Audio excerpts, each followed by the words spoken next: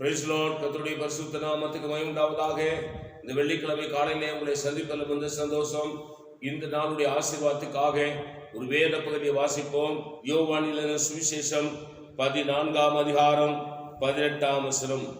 நான் உங்களை திக்கற்றவர்களாக விடேன். ஆண்டவர் இந்த காலை வேளையிலே உங்களோடும் என்னோடும் பேசுகிறார்.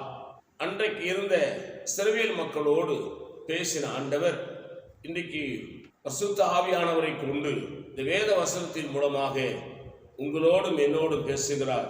நான் உங்களை திக்கற்றவர்களாய் விடேன்.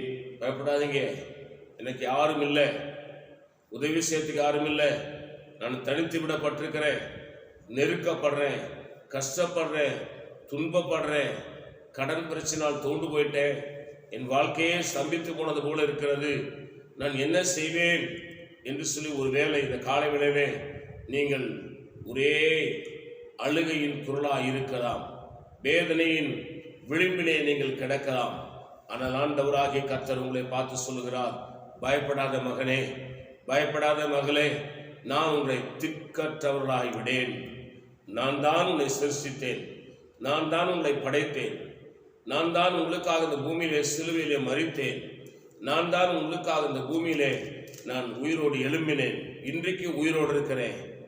உங்கள் இருதயம் பயப்படாமலும் கலங்காமலும் இருப்பதாக என்று சொன்ன தேவன் இந்த காலை வேளையிலே உங்களை திக்கற்றவர்களாக விடேன் என்று சொல்கிறார்.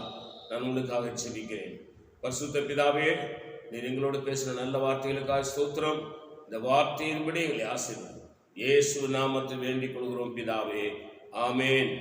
God bless you. கர்த்தர் உங்களை ஆசீர்வதிப்பாராக.